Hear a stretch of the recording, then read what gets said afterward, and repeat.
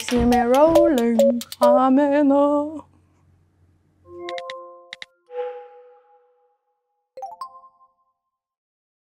Mokytoja su akinukais.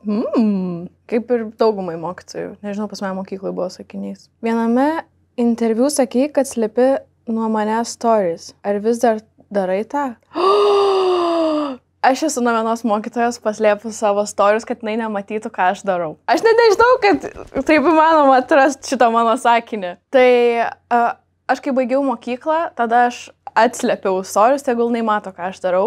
Bet kai baigiau mokyklą, turėjo dar praeit kažkiek laiko, kad aš vis prisiminčiau tą faktą, kad aš buvau paslėpus. O paslėpiau kodėl, tai aš nenorėjau, kad matytų, kad aš neinu į mokyklą, bet darau kitus dalykus. Esi sukūrusi dainą iš hate komentarų, gal kursi antrą iš teigiamų? Nemanau, kad kursiu. Iš teigiamų komentarų būtų labai cringe daina. Čia gautųsi, tu labai faina, tu labai graži, tu, žodžiu, būtų keista daryti iš komplimentų dainą. Čia būtų toks biški, koks čia žodis? Koks žodis būna, kai giri save? Būtų gal tokia narcisist,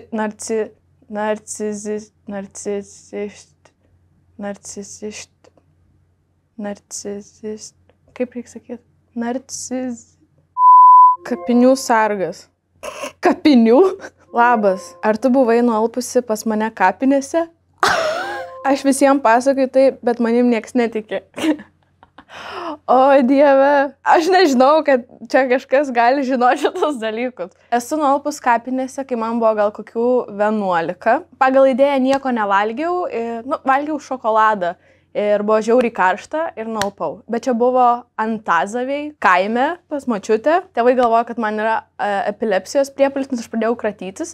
Tada man užlenkė kojas, rankas ir paėmė liežuvį ir tada aš atsibudau ir galvau, kas čia vyksta. Aš visą tiesiog buvau supakuota. Tai malonu, kad kapinių sargas matė šitą įvykį.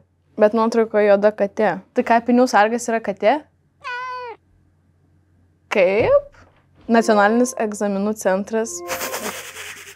Labą dieną. Matome, kad neišlaikėte matematikos egzamino. Ar pergyvenote dėl to? Gerai matote. Neišlaikiau. Truputėlį pergyvenau. Jeigu neišlaikai matematikos, tu negali nemokamai mokytis. Tai pergyvenau tik dėl to, kad negalėjau nemokamai mokytis. 1 tašką surinkau iš viso egzamino. 1 tašką. 1 tašką iš paskutinio puslapio užduoties, kuri visada būna pati sunkiausia. Kur būna testas, ten nei vieno neatsakiau. Tai egzaminai man sekėsi visai neblogai. Aš iš anglų gavau beros 84, iš istorijos PM2 ir iš lietuvių šiam 4. Ar buvo situacija, kuomet geresnės matematikos žinios būtų pravertusios? Nebuvo. Man matematikos reikėjo tik tam, kad galėčiau nemokamai studijuoti. Ką aš per visą šitą laiką esu panaudojus iš matematikos, tai yra proporcijos. Tipo minus plus ten ką reikia paskaičiuoti. Kai sąskaitą reikia su draugais pasidalinti kavinį. Jei gražindama balkoną būčiau pritaikius geometrijos žinias, nebūčiau nupirkus per didelio mini soliuko. Aš net neskaičiavau, aš net neturėjau plano skaičiuoti. Aš jį nupirkau, nes man jis buvo gražus. Ir be to, jisai telpa tobulai, tik tais tenai grindis nelygios. Kiss, marry, kill. Bet ne žmonės tai. Instagram, YouTube, TikTok. Okay. Kiss, Instagram. Marry, TikTok. Kill, YouTube. Kodėl dabar aš kilinu YouTube? Vien dėl to, kad YouTube'o reikia video žiūrėti labai ilgai, o TikTok'e tas video būna trumpesnis. Ir ten labai geras search engine yra padarytas, tai ten gali viską pasigūglinti, kur nueiti kokį restoraną ir ten tau trumpai ir aiškiai pasakys. O per YouTube'ą biškį ilgiau užtrunka laiko pažiūrėti. O Instagramas yra mano meilytė jau nuo senai, tai aš negaliu nužudyti. Party hardy. Hardy. Kas blogiausiai tau yra nutikęs festivalyje? Nieko blogo tikrai nėra buvę. Tiesiog buvo. Gal sulyja, buvo šalta, gal truputį buvo padauginta nealkoholinių gėrimų. Įvertink ėjimo į festą tūliką patirtį nuo 1 iki 10. Gerai, čia buvo blogiausias dalykas, kas buvo atsitikę festivalyje. Oi, -1000. Šiaip svarbiausia, festivalyje yra eiti tūlikus, bet kuo anksčiau, nes kai tik atvarai, tai tada viskas jiems dar būna gerai. Arba iš pačio ryto atvaro tie dėdės ir išsiurbia ir išvalo tos tūlikus. Lauris, turėjau klasioką Laur 12 000 subscriberių TikTok'e. Tai čia jisai jau žinomas. Viename video pavertė savo draugę į influencerę. Pasakyk 3 pagrindinius dalykus, kuriuos turi daryti žmogus, norintis būti influenceriu. Turi būti geras, tiesiog iš savęs.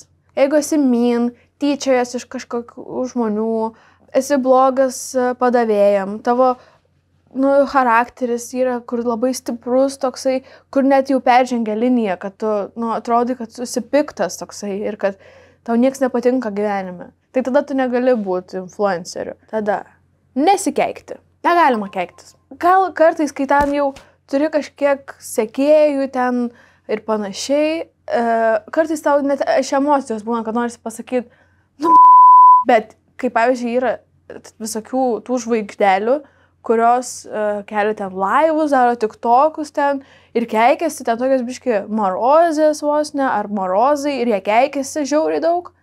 Tai čia yra fui. Jeigu tu jau esi didesnis ir nori dirbti su kažkam reklamom, tai tavęs tas brandas nenorės imti, nes jisai nenori savęs asocijuoti su žmogum, kuris blogas ir keikiasi. Tai gerai, būt geras, nesikeikti, bet reikia kalbėti. Privaloma kalbėti. Jeigu tu TikToką keli ir pasakoji savo ten dieną, tu turi uždėti voiceoverį, kai kalbėjai, jeigu kažką rodai, turi kalbėti.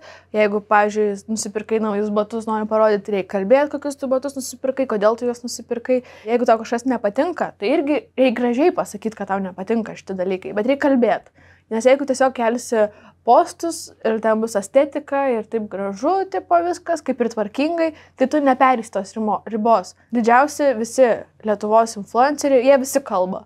Tai čia ir yra pavyzdys, bent jau man. Aš žiūriu, ką jie daro, jeigu jie kalba, reiškia ir aš turiu kalbėti. Man Lauris įmetė 3 influenceriškas šukuosenas, kuri geriausia. Ką čia reiškia influenceriška šukuosena? Ta, kur su gaidžiu tokiu ir ten eina į apačią, tai jinai yra kieta, cool. Ir jeigu tu rengies taip, tipo, ten tavo visas toks stilius yra, tai man kieta yra šita su šukuosena. Bet jeigu tu toksai chill ar kažkas, toks paprastas, ramus, toks, nežinau, nori tvarkingo šukuosenos, tai tada ta tokia saldainiuko šukuosena. Bet, pavyzdžiui, šitas bliudelis, tai, jis iconic yra, bet šiaip realiai Andrius daros bliudelį, bet ne iš galo, o iš priekio. Aš vis tiek sakau, geriausiai yra saldainiuko mano skoniui. Bet bliudelis tai bomba, jeigu kas nors pasidarytų. Klemensas rašo man. Senelis. Video, kur apsimetei vaikinu, vis kartoji frazę pick-up line. Ką jį reiškia? Senelė. Čia kai nori pakabinti mergą ir sakai kažkokią frazę. Kai tu sakai, einam pašokt kažkada šokiuose. Tai dabar rašai žinutę ir sakai, gal tu kebabo padažas, nes žiauriai pikantiška.